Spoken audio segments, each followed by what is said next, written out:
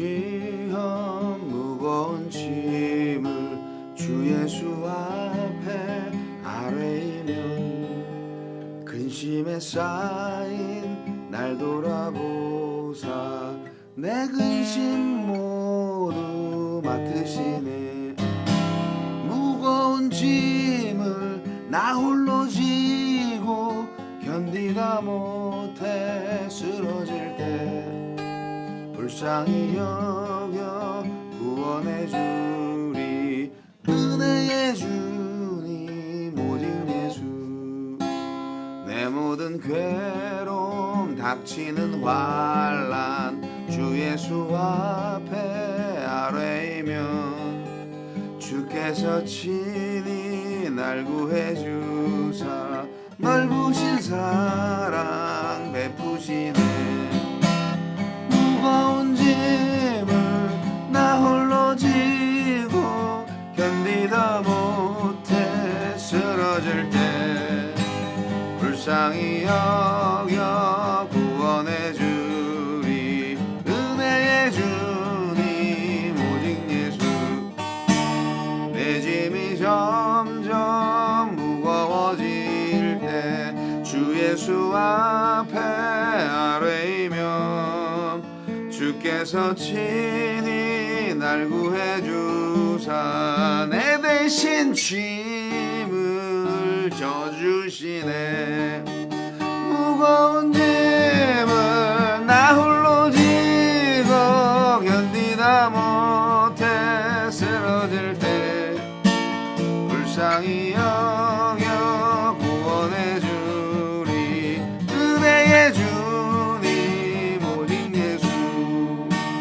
마음의 시험 무서운 죄를 주 예수 앞에 아뢰이면 예수는 나의 능력이 되사 세상을 이길 힘 주시네.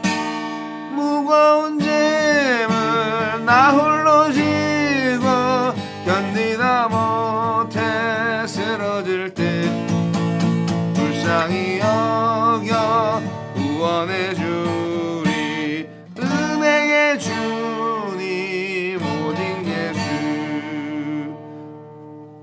은혜의 주님 오직 예수.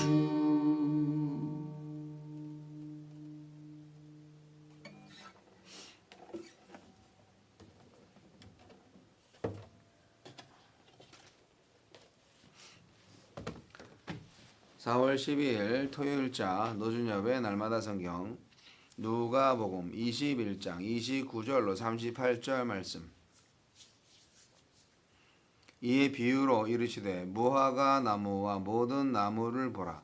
싹이 나면 너희가 보고 여름이 가까운 줄을 자연히 아나니 이와 같이 너희가 이런 일이 일어나는 것을 보거든 하나님의 나라가 가까이 온 줄을 알라. 내가 진실로 너희에게 말하노니 이 세대가 지나가기 전에 모든 일이 다 이루어지리라.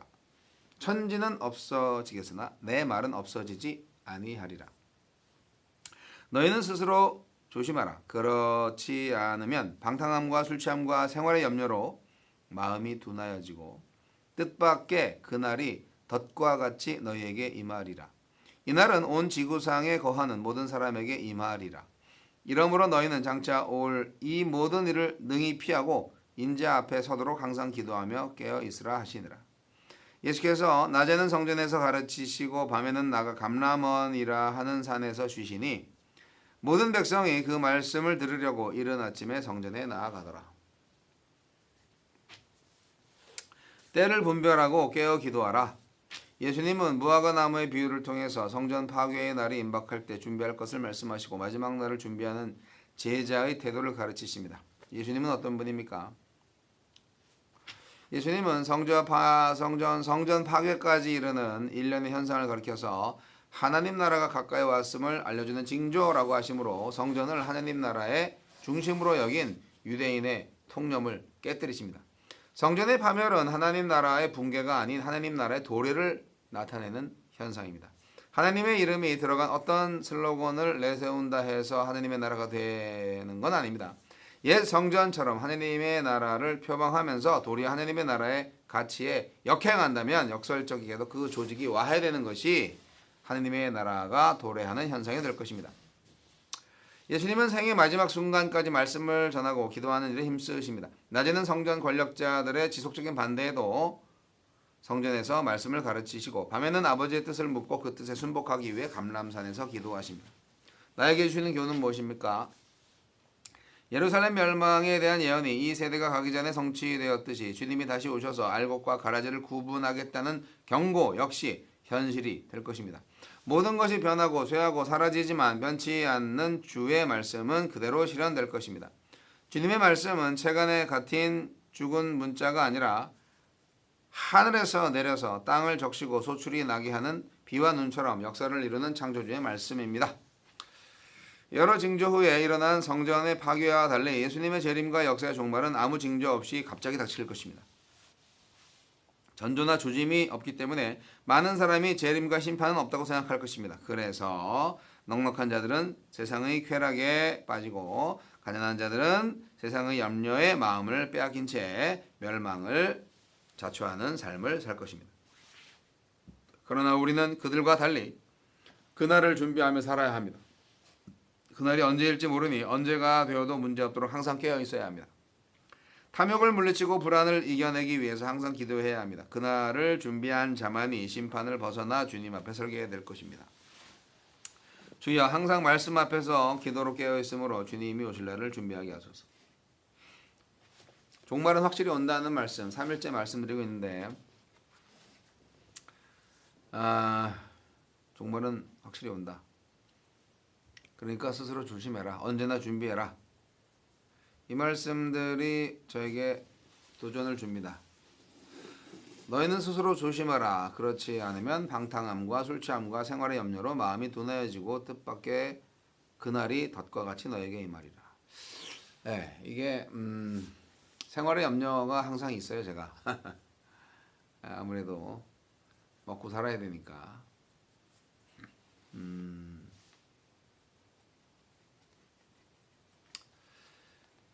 자비량 군선교사로 사역을 한다는 것이 참 특별한 일이긴 한데 아직도 적응이 안 된 것 같습니다.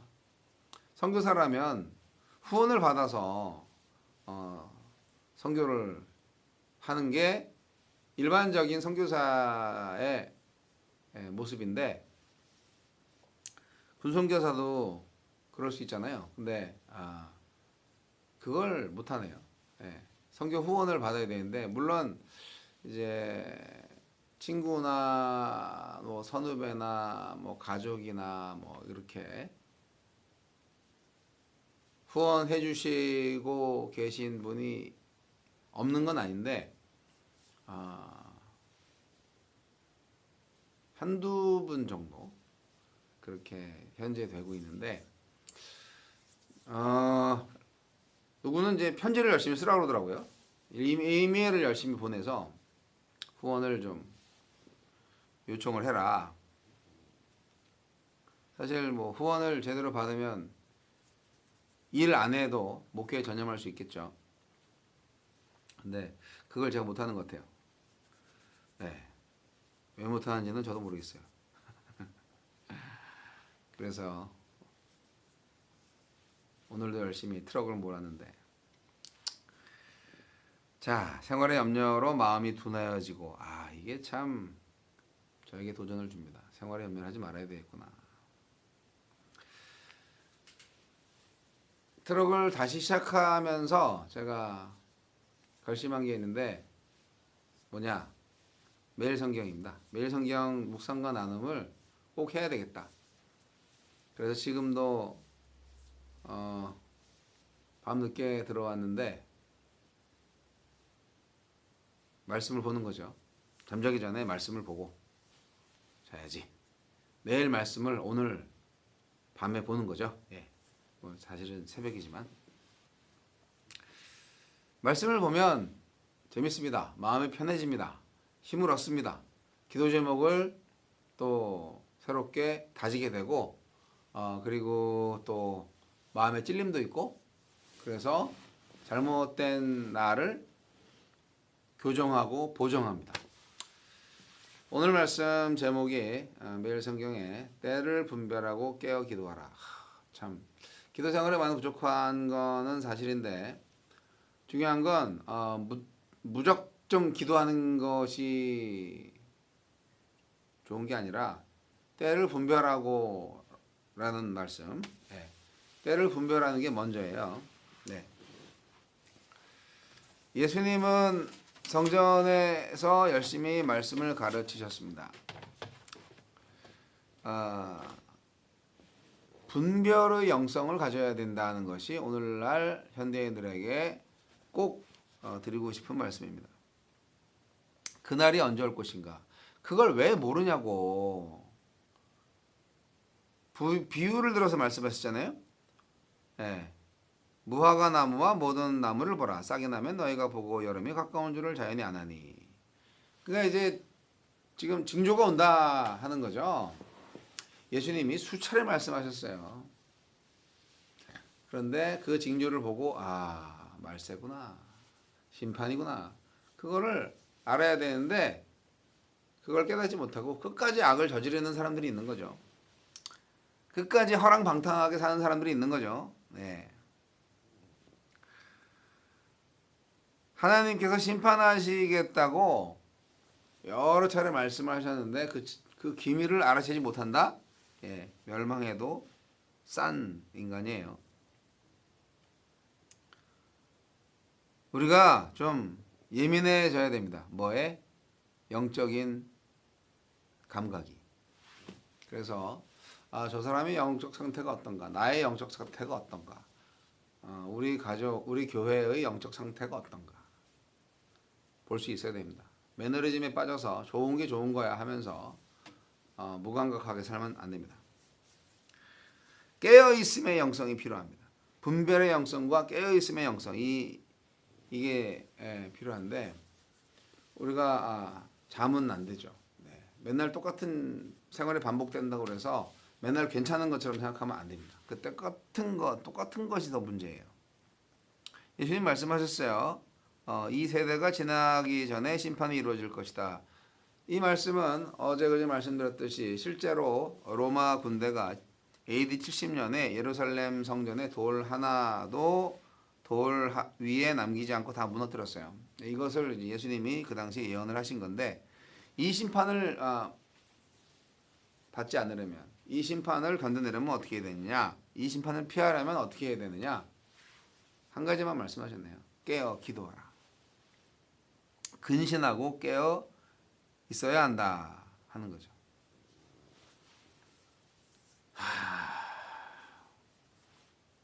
생활의 염려, 술 취함, 방탕함 이거를 근절해야 합니다.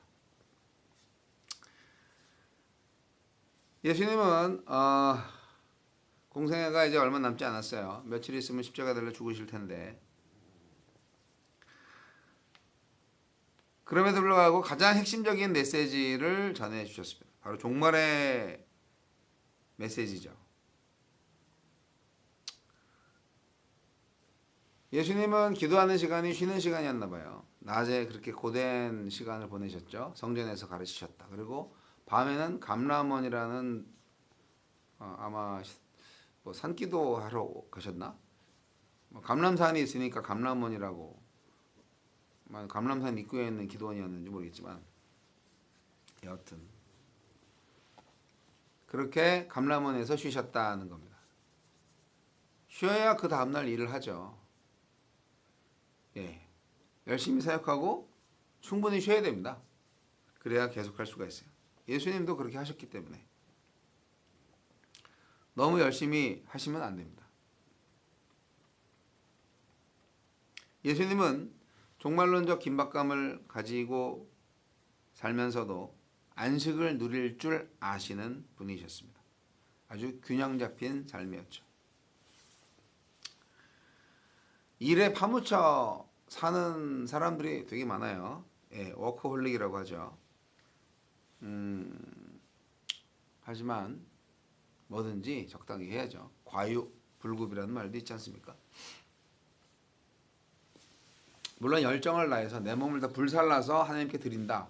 이런 열정은 좋은데 하나님은 정말 특별한 사명을 가진 사람이 아니고서는 일상 중에 예배하시는 우리들을 원하신다는 거 아시나요?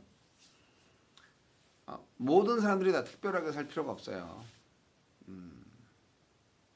평범하게 하나님과 늘 동행하며 살면 그게 행복입니다. 오늘 말씀은 깨어 분별하고 때를 분별하고 깨어 기도하라. 미래를 준비하는 우리가 되었으면 좋겠습니다.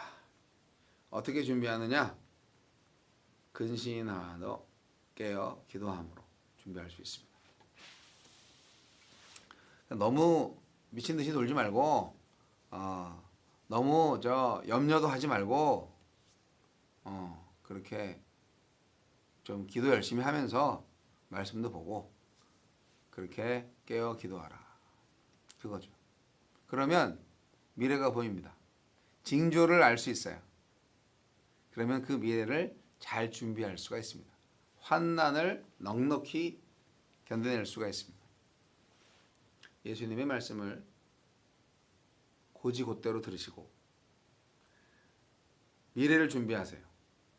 미래의 종말을 넉넉히 준비하시기 바랍니다. 때를 분별하고 깨어 기도하라.